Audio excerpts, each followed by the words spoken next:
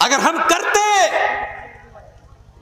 تو آج مسجدیں خالی نہ رہتی. وہ نبی تو نماز سے اتنا پیار کرتے تھے کہ آخری ٹائم بھی اس نبی نے نماز کو نہیں بھولا. سوموار کے دن آپ کا انتقال ہوتا ہے. سنیچر کے دن آپ کی طبیعت بہت خراب ہے, آپ بے چین ہیں, بے قرار ہیں, بار بار آپ چادر کو پھینک رہے ہیں. ام حبیبہ کہتی ہیں آپ کی زبان سے الفاظ نہیں نکل پا رہے تھے. میں نے کان لگایا, میں نے غور سے سنا کہ دیکھوں اللہ کے نبی کی زبان سے کیا نکل رہا ہے. آخری ٹائم اللہ کے نبی کہہ رہے تھے الصلاۃ الصلاۃ وما ملکت ایمانکم. او لوگو, نماز کی پابندی کرنا, نماز کا خیال کرنا, نماز کو نہیں چھوڑنا, نماز سے لاپرواہی مت کرنا. آخری دن بھی آپ کو نماز یاد تھی. آپ جب ٹینشن میں ہوتے تھے آپ حضرت بلال سے کہتے تھے یا بلال ارحنا بالصلاۃ, اے بلال جلدی سے اذان دے دو اور مجھے نماز کے ذریعے سکون پہنچاؤ. جب تک نماز نہیں پڑھ لوں گا مجھے سکون نہیں ملے گا. او نبی سے محبت کا دعویٰ کرنے والو, او نبی پر جان چھڑکنے کا دعویٰ کرنے والو, تم ایک ٹائم کی نماز نہیں پڑھتے ہو اور دعویٰ کرتے ہو کہ ہم نبی کے لیے جان دے دیں گے. ارے جان بعد میں دینا, پہلے اپنی نیند تو قربان کر کے فجر کی نماز تو پڑھو. تم جان کیا دو گے؟ نماز نہیں پڑھتے کیوں صاحب؟ ارے مولوی صاحب دکان بھی تو چلانا ہے. ایک جگہ میں نے بڑی اچھی بات پڑھی تھی. ایک دکان کے باہر لکھا تھا کہ اپنے کام سے کہو کہ نماز کا ٹائم ہے, نماز سے مت کہو کہ مجھے کام ہے. نماز سے مت کہو کہ مجھے کام ہے, اپنے کام سے کہہ دو کہ میری نماز کا ٹائم ہے, میں تیرے لیے نماز کو نہیں چھوڑ سکتا. میرے نوجوان ساتھیوں, آپ نماز کی پابندی شروع کر دیجئے. میں اللہ کو گواہ بنا کر کے کہتا ہوں آپ کے کاروبار میں اور برکت ہوگی انشاءاللہ. آپ کے چہرے پر اور نور پیدا ہوگا, آپ کی زندگی میں اور برکت آئے گی. جس دکان کے لیے اور جس کاروبار کے لیے آپ نماز کو چھوڑ دیتے ہیں میرے بھائیوں, وہ نماز سے بڑھ کر کے نہیں ہے. اللہ نے اپنے نیک بندوں کی تعریف کرتے ہوئے فرمایا رجال اللہ تلہیہم تجارت ولا بیع عن ذکر اللہ واقام الصلاۃ. میرے نیک بندے کاروبار کی وجہ سے کبھی نماز نہیں چھوڑتے. میرے نبی کبھی بددعا نہیں کرتے تھے کسی کے اوپر, کبھی کسی کے اوپر جلدی بددعا نہیں کرتے تھے, مگر جب جان بوجھ کر کے کافروں سے لڑائی کی وجہ سے آپ کی عصر کی نماز قضا ہو گئی اور ان سے جنگ کرنے کی وجہ سے سورج ڈوب گیا اور عصر کی نماز آپ کی قضا ہو گئی, تو بخاری کے الفاظ ہیں آپ نے بددعا کرتے ہوئے فرمایا ملا اللہ بیوتہم وقبورہم نارا. اللہ ان کے گھروں کو اور ان کی قبروں کو جہنم کی آگ سے بھر دے. شغلونا عن الصلاۃ الوسطیٰ, ان کی وجہ سے ہماری عصر کی نماز قضا ہو گئی, ان کی وجہ سے ہماری عصر کی نماز چھوٹی. اتنی محبت تھی اللہ کے نبی کو نماز. سوموار کے دن آپ کا انتقال ہوتا ہے, فجر کی نماز مسجد کے اندر چل رہی ہے, ابو بکر صدیق نماز پڑھا رہے ہیں, صحابہ پیچھے نماز پڑھ رہے ہیں. اللہ کے پیارے نبی حجرے عائشہ کا پردہ ہٹاتے ہیں, سامنے حضرت ابو بکر نماز پڑھا رہے ہیں اور سب لگی ہوئی ہے, صحابہ نماز پڑھ رہے ہیں. اللہ کے نبی مسکرانے لگتے ہیں, آپ کے چہرے پر مسکراہٹ آ جاتی ہے. اچھا جب میرے نبی مسکراتے تھے نا ایسا لگتا تھا 14ویں کا چاند چمک رہا ہے, ایسا لگتا تھا کہ دنیا کی ساری خوبصورتی ختم ہے میرے نبی کے اوپر.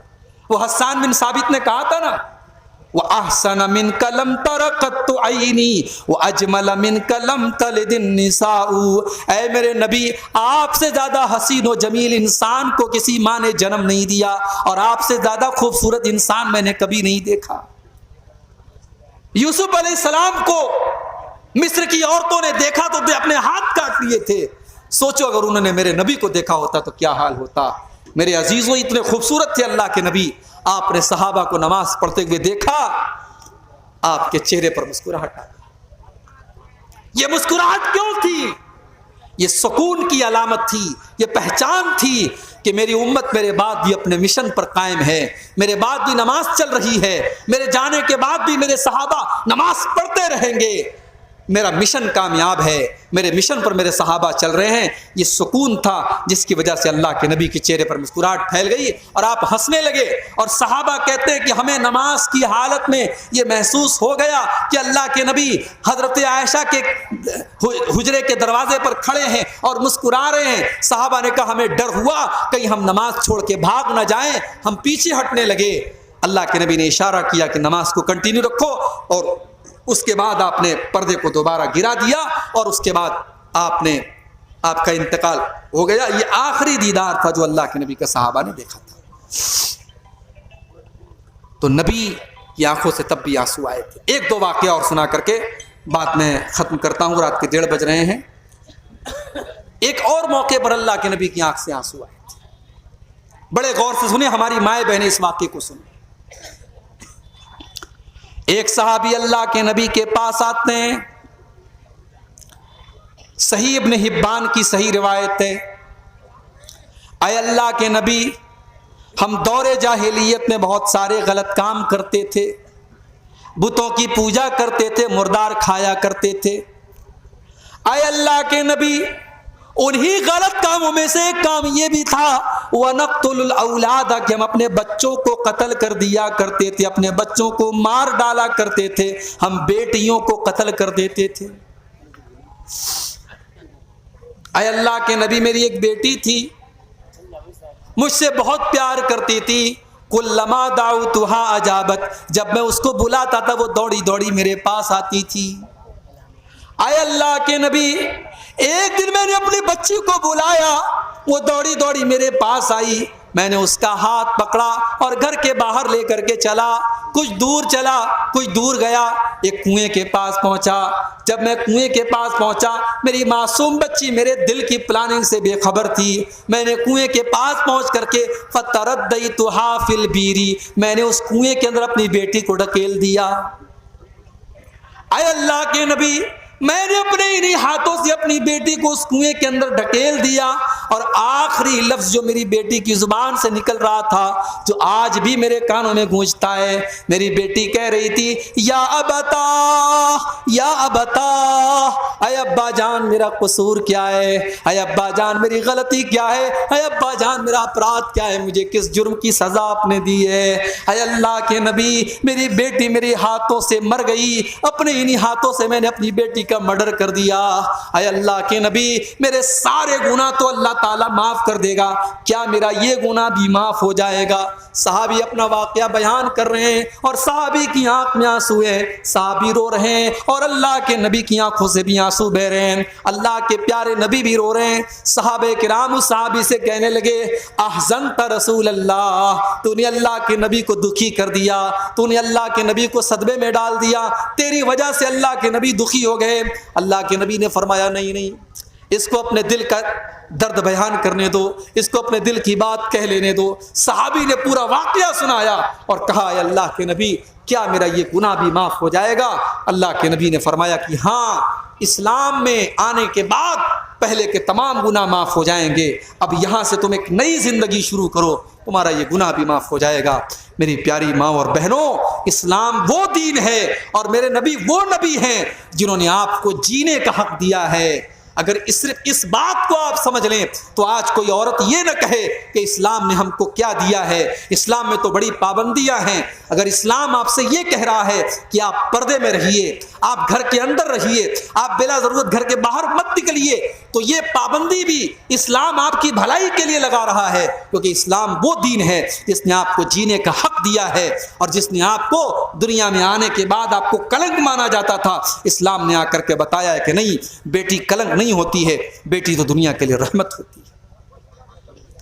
ایک اور موقع پر اللہ کے نبی کی آنکھوں سے آنسو آئے تھے اور یہ آخری واقعہ ہے، میں اس کو سنا کر کے بات ختم کرنے جا رہا ہوں. یہ روایت بھی صحیح ابن حبان کے اندر موجود ہے. اللہ کے نبی ایک دن گھر سے نکلتے ہیں، بھوک سے بے حال ہیں آپ، کئی دن سے کھانا آپ کو نہیں ملا ہے، بھوکے ہیں آپ. باہر نکلے، دوپہر کا ٹائم ہے، ابو بکر صدیق سے ملاقات ہوئی، عمر فاروق سے ملاقات ہوئی. اے ابو بکر، اتنی دوپہر میں کیا کر رہے ہو اے عمر، کیا کر رہے ہو؟ اے اللہ کے نبی، ما اخرجانا الا الجوع، ہم لوگ تو بھوک سے بے حال ہو کر کے نکلے ہیں۔ اللہ کے نبی نے فرمایا اے ابو بکر، اے عمر، میں بھی بہت بھوکا ہوں اور اللہ کی قسم بھوک سے بے حال ہو کر کے نکلا ہوں۔ کہ چلو ہم لوگ ابو ایوب انصاری کے گھر چلتے ہیں۔ یہ ابو ایوب انصاری کون تھے؟ یہ اللہ کے نبی کے وہ صحابی تھے جو اللہ کے نبی جب مدینہ پہنچے تو سب سے پہلے انہی کے گھر میں آپ نے قیام کیا تھا، اور یہ اللہ کے نبی سے بہت محبت کرتے تھے، اور اللہ کے پیارے نبی روزانہ ان کے گھر میں ایک ٹائم جاتے تھے اور یہ کچھ نہ کچھ ناشتہ پانی اللہ کے نبی کو کراتے تھے۔